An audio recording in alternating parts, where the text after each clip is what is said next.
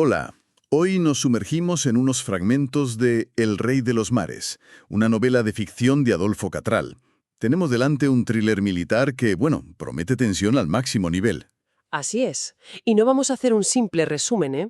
Vamos a intentar desgranar las claves de una trama llena de estrategia naval, pulsos geopolíticos y, sobre todo, fíjate, el retrato psicológico de un líder legendario, Sí, enfrentado a su propio final de partida. exacto. Queremos explorar qué late bajo la superficie de estos capítulos. ¿Qué mueve realmente a estos personajes? ¿Cómo se teje esta red de conspiración? Buscamos entender qué nos dice esta historia sobre el poder, la identidad y hasta dónde puede llevar la desesperación. El epicentro es, sin duda, el almirante Víctor Rostov, el rey de los mares. Una carrera brillante, una figura mítica en la Marina estadounidense, pero ahora, con 67 años, le comunican que su tiempo ha terminado. Jubilación forzosa.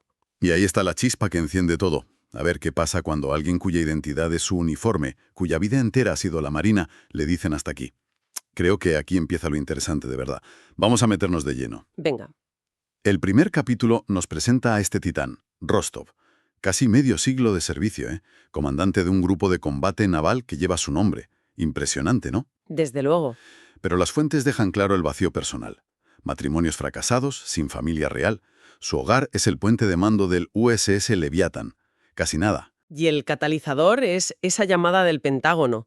El general Blackwood le informa de la jubilación inminente. Lo crucial aquí es la reacción interna de Rostov, que describe el texto. No es miedo a morir, eso lo ha rozado 1000 veces. Claro. Es pánico a la irrelevancia. El texto lo cita casi literalmente. ¿Qué haré mañana sin órdenes que dar, sin un barco que mandar? Es la disolución de su identidad. O sea, sin la Marina, siente que se desvanece. Vaya, esa reacción, claro, no pasa desapercibida en Washington. En el Acuario, como llaman a la sala de crisis del Pentágono, pues hay debate. Blackwood defiende la lealtad de Rostov, pero... Pero el almirante Kendrick, jefa de inteligencia, pone sobre la mesa un perfil psicológico inquietante. A ver, un hombre así, fusionado con su rol, sin vida personal, que no sería capaz de hacer si se siente acorralado y, bueno, desechado. Es una pregunta terrible. Discreta. Asignan a la teniente comandante Sarah Morrison, una oficial de inteligencia brillante, pero ajena al aura de Rostov, ¿sabes? Sí, La tapadera es ser su enlace para la transición. Es fascinante cómo se plantea ya ese dilema. ¿Es lícito espiar a un héroe nacional basándose en una hipótesis psicológica? complicado, sí.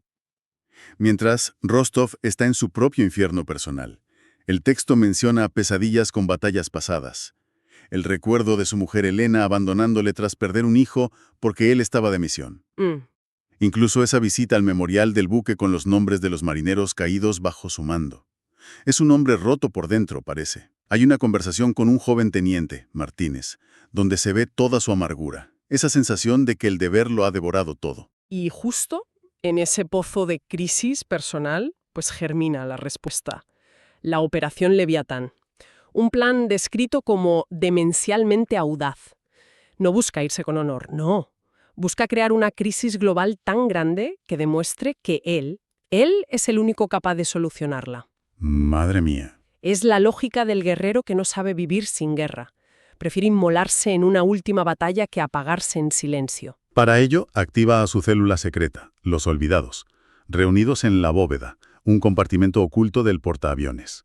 Son 4 veteranos, como él, resentidos con el sistema, que creen que les ha usado y ahora les tira. Krauss, Reed, Volkov y Hendricks. Sí. Les expone el plan: provocar fuegos simultáneos en puntos calientes, Mar de China, Hormuz, Atlántico Norte, llevar al mundo al borde del abismo. Y él, emerger como el salvador indispensable. Exacto. Y lo increíble es que aceptan, no solo por lealtad a Rostov, que también, sino porque comparten ese sentimiento de ser reliquias olvidadas, ¿sabes? Ya. Ven en Leviatán su última oportunidad de ser relevantes, de sentirse vivos de nuevo, aunque sea a través del caos. Ese pacto en la bóveda, movido por el rencor y la desesperación, es realmente el punto de no retorno. Pasamos al segundo capítulo, y la maquinaria, bueno, se pone en marcha. Fase 2A, Estrecho de Hormuz. El capitán Krauss, uno de los olvidados, al mando del destructor USS Defiant, orquesta un ataque con drones a una refinería saudí. Pero ojo, son drones modificados para parecer iraníes. La falsa bandera clásica. Exacto, una operación de falsa bandera de manual. Y la reacción es la esperada. Arabia Saudí culpa a Irán y responde con ataques aéreos. Pero aquí entra la segunda capa de la conspiración. Volkov, el genio de las comunicaciones del grupo, manipula la inteligencia saudí. Y uno de esos ataques golpea por error un centro de investigación civil iraní. Mueren científicos, la escalada se vuelve personal y... sangrienta. Ostras. Irán, ultrajado, amenaza con cerrar Hormuz y Krauss ejecuta la fase 2B. ¿Sí? Manipula las comunicaciones para que una lancha rápida iraní crea tener órdenes de atacar un petrolero saudí. Y se lía. Y el caos se desata así. Las fragatas saudíes interceptan el misil, hunden la lancha iraní y estalla una batalla naval abierta en pleno estrecho. El USS Defiant de Krauss interviene para proteger a sus aliados, hundiendo más naves iraníes. El resultado. Hormuz, arteria vital del petróleo mundial, cerrado y ardiendo. El precio del crudo se dispara, cunde el pánico. Y mientras el mundo mira horrorizado, Rostov juega su papel magistralmente. En una videoconferencia con el presidente se muestra calmado, experto. Sembrando dudas sobre la versión oficial iraní. Exacto. Se posiciona como la única voz sensata en medio del ruido. Prepara el terreno para cuando le necesiten. Es muy hábil. Y justo entonces llega en Leviatán la teniente comandante Morrison. Justo. Y Rostov, muy astuto, le da un acceso casi total, fingiendo transparencia. Ella empieza su vigilancia, nota la devoción casi religiosa de la tripulación por el almirante, pero también percibe algo. Una tensión, ¿no? Sí, una tensión subterránea, algo que no encaja. Ese juego del gato y el ratón que se establece entre ellos es pura tensión narrativa. La conspiración además se muestra ágil. Reed y Volkov descubren los micrófonos de Morrison. Y en lugar de quitarlos, deciden usarlos. Empiezan a tener conversaciones controladas cerca de los micros, hablando de la frustración por el retiro, para que Morrison crea que esa es la única preocupación de Rostov. ¡Qué retorcido! Mientras, la operación real sigue desde la bóveda. Rostov está al tanto y, bueno, ya contempla la opción de eliminar a Morrison si se acerca demasiado. Buf. Y aquí un giro inesperado dentro de la propia conspiración. Sí, el USS Defiant de Krauss es hundido por un mini submarino iraní, que, irónicamente, también actuaba bajo órdenes manipuladas por Volkov para atacar cualquier buque estadounidense en la zona. Krauss muere. Esto no estaba previsto. ¿Y la reacción de Rostov? De una frialdad que hiela la sangre. Ordena a Reed y Volkov asegurarse de que el dispositivo de datos de Krauss, con toda la información sobre el Leviatán, sea, lamentablemente, irrecuperable durante la investigación del hundimiento. Sacrifica a uno de los suyos sin pestañear. Tremendo. Este incidente es clave para Morrison. Analizando todos los eventos, el ataque de drones, el centro civil iraní, la batalla naval, el hundimiento del Defiant, empieza a ver un patrón demasiado perfecto, ¿sabes? Demasiadas coincidencias. Y decide confrontarle. Sí, decide confrontar a Rostov con sus sospechas. Él las niega, claro, la tacha de paranoica, pero esa conversación le confirma a Rostov que Morrison es peligrosa. Ya sabe demasiado. Y sintiendo esa presión, Rostov toma una decisión drástica. Acelerar todo. Ordena adelantar la fase 3. La partida se vuelve mucho más rápida y arriesgada. Entramos así en el tercer capítulo. Fase 3A, Mar de China Meridional.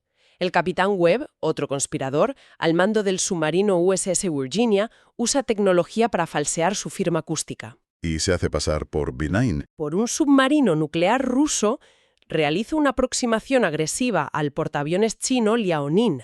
Luego escapa, pero provoca que los chinos lancen torpedos y se pongan en alerta máxima. Imagina la confusión diplomática. China detecta un submarino ruso que luego parece estadounidense. Y aquí Volkov vuelve a ser clave. Intercepta las comunicaciones Pekín-Moscú y envía respuestas falsas, haciendo creer a China que Rusia efectivamente envió ese submarino. Siembra cizaña entre ellos. Un genio del mal este Volkov. El resultado es que China, sintiéndose traicionada por Rusia y provocada por EUE, moviliza su flota de forma muy agresiva en el mar de China Meridional. Eleva la tensión con el grupo de combate del USS Ronald Reagan que patrulla la zona. Ya no es solo Hormuz, no. Ahora hay otro polvorín, a punto de estallar. Y en el Leviatán, Morrison por fin encaja las piezas. Logra interceptar comunicaciones de Reed y Volkov hablando de la fase 3B, de un submarino llamado USS Toledo. Y de un plan para simular un accidente y deshacerse de ella. Ahí está. Ya no son sospechas, es la confirmación. Y envía un mensaje desesperado pidiendo extracción por un canal secreto. Rostov, que seguramente intercepta ese mensaje, decide jugar una última carta psicológica. Confronta a Morrison.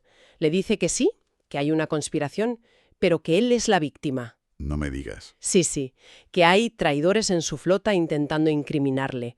Le pide ayuda y acceso a sus pruebas para descubrirlos juntos. Una maniobra retorcida y audaz. Pero Morrison no pica, ¿verdad? No cae. Se niega a entregar nada sin órdenes superiores. Y esa negativa es la sentencia para Rostov. Sulomer sabe que ella lo sabe todo. La despide con una amenaza apenas velada. Su tiempo se ha acabado. Vale. Acto seguido, se activa la fase 3B. Volkov envía órdenes falsificadas, pero con códigos de autenticación robados que las hacen parecer 100% legítimas, al submarino nuclear USS Toledo. La orden. Entrar en aguas territoriales rusas cerca de la base estratégica de Severomorsk. El capitán del Toledo, aunque extrañado, obedece una orden aparentemente válida. ¿Y Rusia detecta la incursión? Claro. Hay tensión, advertencias con cargas de profundidad que el Toledo ignora porque cree estar en misión secreta. Y finalmente, los rusos lanzan torpedos. El Toledo es dañado, forzado a emerger y rendirse. Un submarino nuclear estadounidense capturado por Rusia. La crisis es total. Total. El mundo está al borde de la guerra. La Casa Blanca se entera de la captura y confirma que las órdenes eran falsas. Todas las miradas apuntan a Rostov. El presidente ordena la extracción inmediata de Morrison y poner a Rostov bajo vigilancia total. Pero Rostov se adelanta. Se entera de que van a por él. Pone al Leviatán en máxima alerta de combate y da la orden. Activar la fase final de la Operación Leviatán. El último acto de su tragedia. Sí. Y llegamos al cuarto capítulo, la culminación del plan de Rostov, la llamada Sinfonía del Apocalipsis. Es aterrador en su simplicidad y ambición enviar simultáneamente órdenes de ataque falsas, pero perfectamente autenticadas por Volkov, tanto a la flota estadounidense del Reagan como a la flota china en el mar de China Meridional. ¿El objetivo? Desatar una batalla naval masiva y caótica entre las dos superpotencias. Una batalla que solo él, Víctor Rostov, pueda detener después. Exacto, erigiéndose como el único capaz de traer la paz, el salvador indispensable que el mundo intentó descartar. Pura ibris. Y a pesar de las enormes dudas de los comandantes en ambos bandos, el texto menciona al almirante Torres en el Reagan y al almirante Wei en el Liaoning, las órdenes parecen reales. Ven movimientos hostiles en el otro, que también reacciona a órdenes falsas. Y la batalla estalla. Zazas, misiles antibuque. El mar de China se convierte en un infierno. Bajas masivas en ambos lados. Una carnicería programada. Mientras esto ocurre, Rostov tiene a Morrison atrapada en la bóveda. Le revela su plan, casi regodeándose. Dice que es irreversible, que o bien él será el héroe que detenga la guerra, o el mundo aprenderá por las malas lo que vale un verdadero guerrero. Morrison intenta apelar a Reed, el otro conspirador presente, que parece atormentado, pero sigue leal a Rostov. Esa dinámica también es interesante. Pero la ayuda llega. El equipo de extracción enviado tras el mensaje de Morrison asalta la bóveda. Hay un tiroteo, confusión, Rostov es herido, pero en un último gesto. Consigue pulsar la tecla final que envía las órdenes de ataque definitivas. La batalla total es un hecho. Rostov herido, capturado, sonríe. Dice que ya no hay marcha atrás, que disfruten del espectáculo. Parece que la escalada es inevitable. El fin. ¿Y entonces? El giro que nadie esperaba. Una nueva transmisión llega a ambas flotas, con códigos de autenticación válidos, pero desconocidos para Rostov. La orden es clara. Alto el fuego inmediato. ¿Qué? Y, sorprendentemente, la batalla empieza a detenerse. Los misiles dejan de volar, los cazas vuelven a sus portaaviones. Se hace el silencio. Pero, ¿quién? ¿Cómo? Morrison, en medio del caos, ataca a Voss. Tiene que ser él. El almirante retirado Thomas Hendricks, el cuarto miembro original de Los Olvidados, el mentor de Rostov, debió crear sus propios códigos de anulación, una especie de seguro de vida por si Víctor perdía el control. Increíble. Contactan con Hendricks. Y confirma. Creó esa salvaguarda temiendo la ibris de Rostov. Activó el alto el fuego cuando vio en las noticias la magnitud de la batalla. Admite su complicidad inicial, pero dice que su consciencia no le permitió llegar hasta el final. Un traidor que traiciona a los traidores por un último vestigio de honor. Vaya personaje. Pero Hendricks no trae solo alivio, sino una nueva alarma. Yuri Volkov, el hacker, Y Volkov. ha escapado durante el asalto a la bóveda. Y lo peor, está intentando penetrar los sistemas de una base de la OTAN en Turquía que alberga armas nucleares tácticas estadounidenses. Armas nucleares. Esto es otro nivel de peligro. Sí, un ciberataque directo que Hendricks no puede detener remotamente. La amenaza es inminente. Morrison reacciona a la velocidad del rayo. Deduce que Volkov necesita un lugar seguro y con potencia de transmisión en el Leviatán. Sospecha de una sala de comunicaciones blindada que no figura en los planos oficiales. Lidera un equipo de asalto. Y lo encuentran allí. Volkov está a punto de comprometer la seguridad nuclear de la base turca. Y consiguen detenerlo. Morrison le dispara, hiriéndolo y deteniendo el jateo in extremis, por los pelos. Pero Volkov, desafiante, dice que solo él tiene las claves para desactivar completamente el ataque que ha iniciado. Madre mía. Y suelta una frase sobre su familia, purgada en Moscú por su culpa tras desertar. Ahí entendemos un poco más su resentimiento profundo, su motivación oscura. Y así terminan estos extractos que hemos analizado. Con una guerra detenida en extremis gracias a una conciencia culpable, pero con una amenaza nuclear latente. Rostov y Reed capturados, sí, pero Volkov neutralizado pero aún peligroso. Con el dedo sobre un botón metafórico que puede causar una catástrofe. Exacto. Uf. Creo que lo fascinante de esta exploración, aunque sea ficción, es cómo toca teclas muy reales. La mezcla explosiva de agravio personal y poder militar. Cómo el miedo a ser irrelevante de un solo individuo puede poner en jaque al mundo entero. Es aterrador pensarlo. La fragilidad de la lealtad en jerarquías rígidas. Y por supuesto, el poder aterrador de la desinformación y la guerra cibernética para crear realidades y encender conflictos de la nada. La historia nos deja con Volkov y su oscura motivación. ¿Qué nos dice eso sobre las raíces de la traición? ¿Pueden los sistemas militares, por muy sofisticados que sean, controlar realmente el factor humano? ¿La amargura, el ego herido, el deseo de venganza o de sentirse importante? ¿Qué puede convertir a protectores en destructores? Es la gran pregunta. Exacto. Y eso lleva a la reflexión final, ¿no? ¿Qué mecanismos existen o deberían existir en el mundo real para prevenir que un Rostov, alguien con tanto poder y un profundo agravio, pueda llevar a cabo algo así? Es algo en lo que pensar después de esta inmersión tan intensa en las fuentes. Sin duda. Un pensamiento inquietante para cerrar.